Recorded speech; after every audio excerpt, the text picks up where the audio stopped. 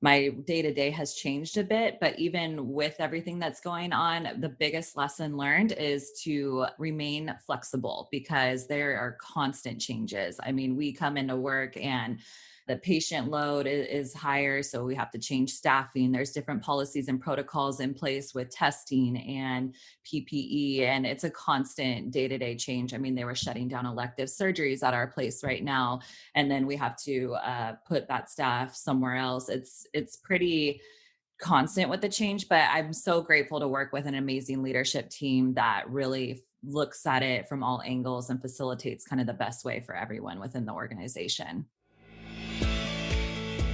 Your network is your net worth. Come listen to some of the most successful people I know share invaluable knowledge, stories, and advice in real estate, business, and beyond. This is Weiss Advice. Whether you want to take your business or personal life to the next level, look no further.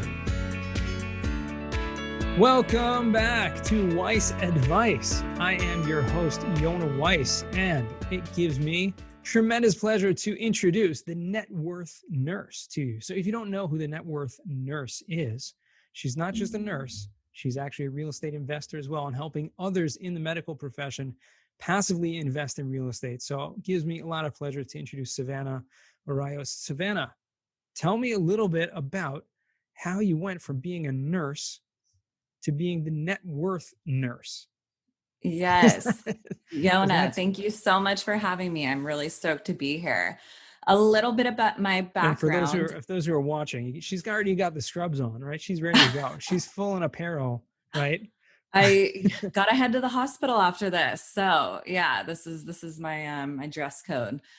I grew up in Sacramento. I went to Sacramento State and got my nursing degree up there, and then worked in a couple different specialties within nursing and healthcare.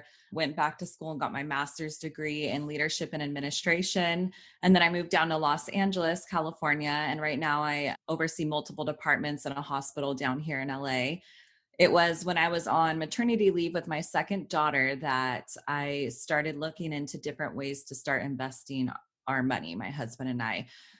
We both work full-time gigs. We wanted to start looking for ways to make our money work for us. And we stumbled upon real estate. It's everywhere. It's one of the best ways to do that. So we started digging into all the different techniques and strategies within real estate. And we started with single family homes, but then shortly after we switched into multifamily. And since then we've been investing in multifamily deals across the US. Awesome. That's amazing. So what was the most creative thing that you've done so far in that space?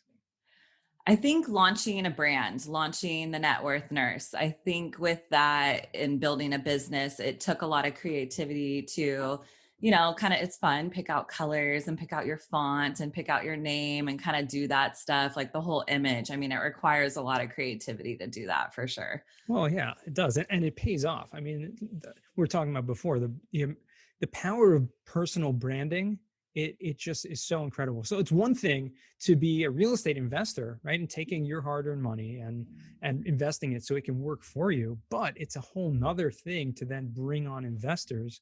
And to do that, you really do need that brand. People need to relate to you, not just, okay, I can invest with 100 different real estate firms or whatever investment opportunities. What makes you different? What makes you stand out?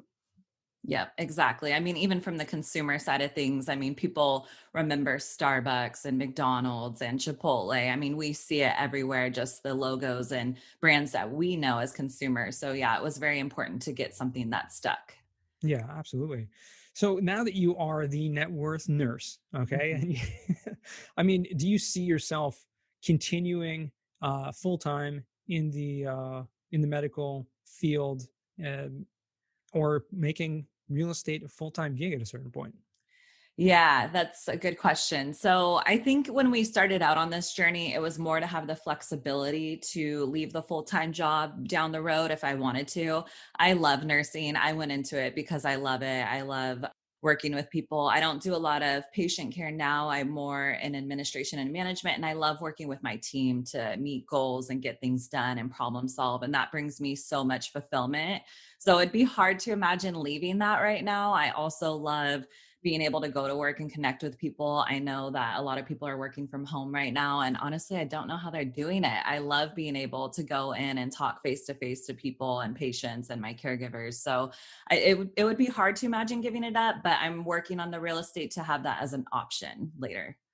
Okay, and that's fair. I mean, listen, to have a job that you love and you enjoy going to work every day, I mean, I really think that's an extremely important part of our lives. People talk about leaving the 9 to 5 and getting to because of the grind and because of corporate America, et cetera. But that's not you, right? That's you're not really in that same predicament. And I think it's important to be able to have those options. But if you love what you do, like, why not continue it? Right. Exactly. So this year has been, obviously, the past year has been crazy with, we're already almost a year into this whole COVID craziness, and you being in the medical field, I mean, literally going into the hospital every day. What's that been like? I mean, just from someone on the front lines. And first of all, thank you for being there and, for your team and instructing them. But what's it been like just from the front lines? It's crazy. In Los Angeles right now, it's the hottest it's been. It's insane down here in SoCal in Los Angeles where I'm at. But throughout the whole time, I've worked in a couple of different positions over this last year, and so my day-to-day has changed a bit. But even with everything that's going on, the biggest lesson learned is to remain flexible because there are constant changes. I mean, we come into work and the patient load is higher, so we have to change staffing. There's different policies and protocols in place with testing and PPE, and it's a constant day-to-day change. I mean, they were shutting down elective surgeries at our place right now, and then we have to put that staff somewhere else. It's pretty constant with the change, but I'm so grateful to work with an amazing leadership team that really looks at it from all angles and facilitates kind of the best way for everyone within the organization. No, listen, you're blessed to have that because I've seen, and I know other people who are on the front lines and people in hospitals all over the country, and it's not necessarily the same, like, No. not Mhm. at all. And so it's good to have that support and to be able to work in that kind of environment. Yes. Well, awesome. So moving, kind of switching gears a little bit. I know you said you moved into multifamily. That's a hot topic on our Mhm. podcast. We talk to a lot of people in the real estate, specifically multifamily. What was that like? I mean, I know you invested in a 12-unit property recently up Yep. in Oregon, and obviously that Mhm. there's a lot of factors to that. Right? Number one, you're out of state. Yep. Number two, it's a larger property, but not that big that it necessarily can warrant a full-time property manager. So how are you handling that? Having investment property out of state of that size. Yes. So our single family homes were out of state too. So we got a kind of a taste of that when we first started even investing in real estate, just because the price point to entry here in Los Angeles is high and we wanted to make our money stretch for us. And although you can make real estate work here in SoCal, we wanted to kind of check out different markets. So we were investing our single family homes in Atlanta, Georgia.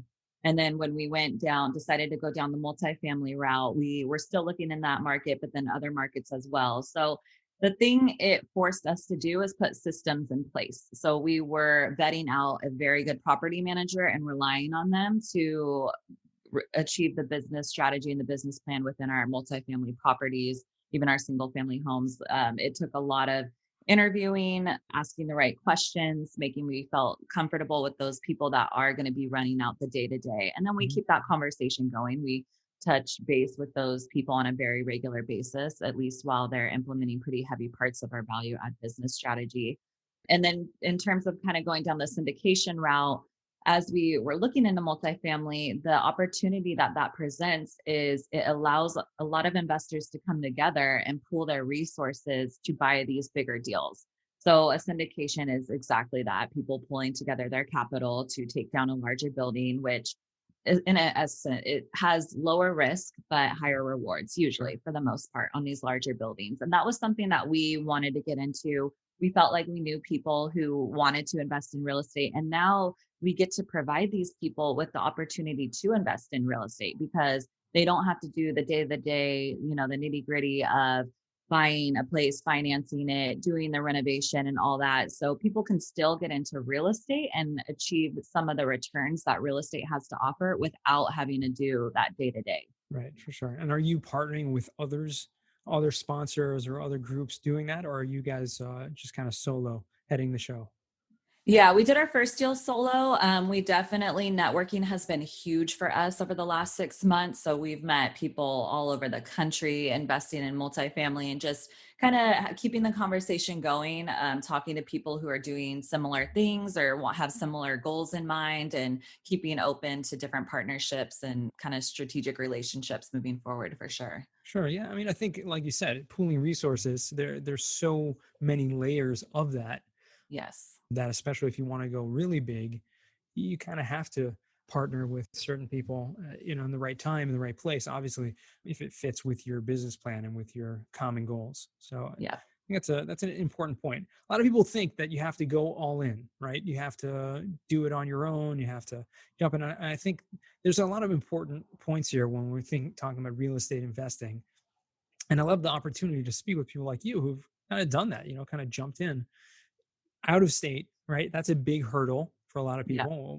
What if I can't, you have to be able to delegate. And I think, correct me if I'm wrong, but probably one of the skills as a leader in what you're doing in healthcare, you're able to kind of translate that. Like for me, it's difficult to delegate because I'm the type of person that I kind of like to be in control. I like to do things, I like to see how they're going. But for you, that's really part of your skill set in your day to day. So I think that's just my assumption that that kind of translates and plays over. Yeah, definitely. Exactly. I love that you brought that up because it was honestly one of the points that drove us towards multifamily syndications in the first place. As we were researching and looking what it took to perform this real estate transaction, it was a lot of similarities to what I do in a day to day in terms of operations, overseeing a lot of different moving pieces, different components in terms of business. So it was very similar. And I think that just goes to show anyone who's getting into real estate, there's so many different strategies and niches that you can get into. And I think there's different strategies for different people. I mean, originally we were looking to do the BRRRR method, which is where you buy a property, renovate it, rent it out, refinance and repeat, if anyone hasn't heard of it. And it's a way to kind of make your capital stretch for you. And we were originally wanting to do that across the country. And then as we were researching it, we were like, we don't really feel super comfortable doing this. And not that people don't make it work, people make it work everywhere. Just for us and our comfort level, it was like, okay, that's maybe not a strategy or niche that we want to do. And then we were drawn way more to multifamily syndications. Absolutely. And so I mean, obviously there's multiple opportunities within the real estate industry, within the real estate investing community, so many different ways. So let's kind of change subject if you don't mind, because real estate is something we talk about a lot. I don't get a Mhm. chance to talk to people right in the healthcare, business so much, but being the net worth nurse, okay, you obviously are branding yourself. Being a nurse, okay, that's something to me that is intriguing because when you go to a hospital, and obviously, like you said, you're doing more administrative, so you have a whole Mhm. team under you and running that, but running multiple teams, so it can be not much different than any type of corporate structure where you have kind of management and you're running teams. But you said you went into the medical field specifically because you love that and you love giving back. So what is it about that medicine, the medical field, for you that you love so much? I originally, I knew even in high school that I wanted to be a nurse. It was something, a career that I started looking up, just the way that people respected and valued nurses within communities. It just really appealed to me. There's so much autonomy yet flexibility within healthcare. I mean, you could do per diem, part-time, nighttime, day shift. You could be a school nurse. You could work as a flight nurse. You can work in the ER and the OR. There's so many different avenues that you could go down. And so for me, I mean, being young out of high school, going into college, it was like I didn't know exactly what I wanted to do, but I knew that if I could go into nursing, that I could go into a subspecialty that I knew I ended up like loving.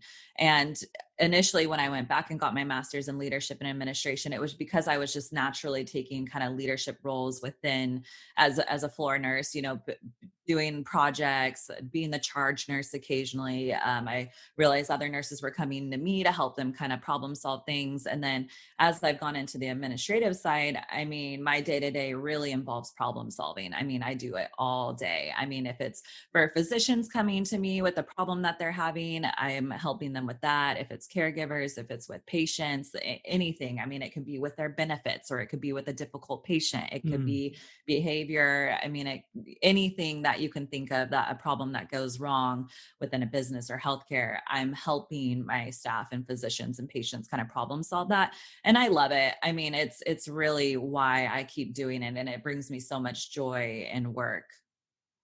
Oh yeah. Okay. Well, that's awesome. I mean, that's the important part, right? To love what you do, enjoy what you do, and obviously, the healthcare industry is something where people go in and they put in so much faith and so much dependence on caregivers. So it's a role that you kind of have to take a leadership in, because there's so many people depending on you, whether it's the patients, their families. I'm sure there's a lot of communications going on between them, especially nowadays. There's so much. I don't know for you, but I've seen a lot personally that families were not able to come in, and so there was Yeah. a lot of limitations on that. So which Hmm. left people feeling even more dependent. Hmm. Yeah. Yeah. The value you have as a nurse to be with those patients in the difficult times. I mean, that's what made it stick for me. I started out as a nurse on an oncology floor, and just being with patients in their final moments and being able to care for them and provide for them and give them that comfort that they were searching for when they're really sick and in pain and hurting. Being able to give that to someone, and the appreciation, usually not always on the other end of it, it's so valuable. Yeah. You see people in your hospital, or I know you had mentioned before that you're being the net worth nurse, right? You're Mhm. bringing together other people in the medical profession to invest with you. Is that something that you're actively kind of talking to people with at work? Do you have any sort of Yes. group that you put together, anything like that? Because I know others have done that. Yeah, definitely. I think when you get into real estate, if you talk to anyone who's kind of dug into it, it comes up in almost every conversation I have with people. I mean, I'm so juiced on it. My husband and we love it. So inevitably it kind of comes up in conversations, especially with people at work. Yes. I think interestingly, people are always looking for ways to either generate more income, or to kind of create that time freedom to make their money work for them. It's a pain point for a lot of people. And I think if you bring it up in a way where it's kind of comparing investing real estate naturally to like a retirement fund, because that's really all people know. And if they I mean, it comes up in conversation that, and then when I share that I don't honestly invest a lot of money in that, I invest the majority of my money in real estate. It's kind of like, oh, really? Like people just have follow up questions after that. So, and in terms of grouping together and networking, yes, I love social media, and it's given me a huge opportunity to connect with other physicians out there doing it, other nurses doing kind of similar things. I haven't found anyone doing like specifically real estate, but other like financial tools. And Mm. I love connecting with those people and kind of seeing like, okay, how are you guys getting in front of people? Just kind of the marketing side of things, like Sure. where they're going with their business and kind of what they're doing with it. That's my biggest source of kind of connecting with people right now. And then even in our syndication deal that we had, I had a nurse and a physical therapist invest with us. And it's so awesome to be able to provide those opportunities to people who otherwise wouldn't have even known that they existed. Yeah, for sure. No, that's really cool. There's Because like you said, social media has kind of bridged the gap Mhm. across the country, for a lot of us, myself included, that you can reach anyone anywhere at this point. And Yeah. especially when you have done what you've done, which is branding yourself. And so people immediately recognize you and see that, hey, there's someone doing something very similar, right? But they're Mhm. different. Okay. They're Mhm. already like, already standing out in a different way. So I appreciate that, and I love that. And the fact that there are others out there like you, that probably gives an opportunity to collaborate in different ways as well. I believe there's someone called the real estate physician. Have you heard of her? She's Okay, no, not that one, but there's like passive income ND, and right. there's a couple other like There's the White physician ones. Glove Network or something like that. Have you heard White of coat that? investors. White Coat Yep. Investors. That's what it is. Okay. Yeah. There's a young woman, Cherry. I think Cherry is her name. She's in Texas. She's the real estate physician. I think she has a podcast. I've spoken to her Okay. once or twice. Haven't got her on the show yet, but maybe can make that connection because there are Right. other people doing these things, and there's incredible collaboration Yeah. when you see like things like that happen. But that's it's great to see, and I appreciate the time. I want to jump right into the final four over here, Okay, which let's do is it. four questions we ask all of our guests. First question is, what is the worst job that you ever had? I'm okay. I'm not going to say like worst job, but coming into this real estate thing, I was trying to develop my website and kind of do some of my marketing stuff and my IT stuff. And as I was sitting down trying to do my website, I almost threw my laptop out the window. I was so frustrated with it. I was not built to code. I'm pretty IT savvy and I could not figure it out for the life of me. So that was something I quickly learned that I need to outsource. And I mean, the beautiful thing about the world now, I mean, there's Fiverr. I ended up hiring someone on Fiverr to quickly do it. And that was just something I learned pretty quickly, that doing the IT type stuff for my business, I'm going to have to outsource. No, that's great. There's challenges. We all have this, and it's good that you recognize that pretty quickly because a lot of us, and I guess that's true about any job, right? If you're doing something and you realize, hey, this is not for me, get out of it, and in your situation, find someone else to help you. Yes. That's Yeah. great advice. Second question: what is a book you've read that's given you a paradigm shift? Yes, I'm going to say Grit by Angela Duckworth. That was something I read kind of straight out of high school and college. And I was kind of just going through some difficult stuff in my life. And that book just reminded me and instilled in me to keep moving forward, to withstand the grit. And hardships come, but, succumb and overpass them and proceed. And it's built a huge foundation of a lot of what I do now. I mean, business can be hard. There are a lot of roadblocks and hurdles that you need to overcome, and that book just always kind of reminded me to keep moving forward. Oh, that sounds good. Haven't read that one yet. We'll definitely put that in the show notes and add that to the list, which is something great. I got all these guests every week, and so many books. Just the list keeps piling up. So I love definitely add it. that one to it. Third question: what is a skill or talent that you would like to learn? Hmm.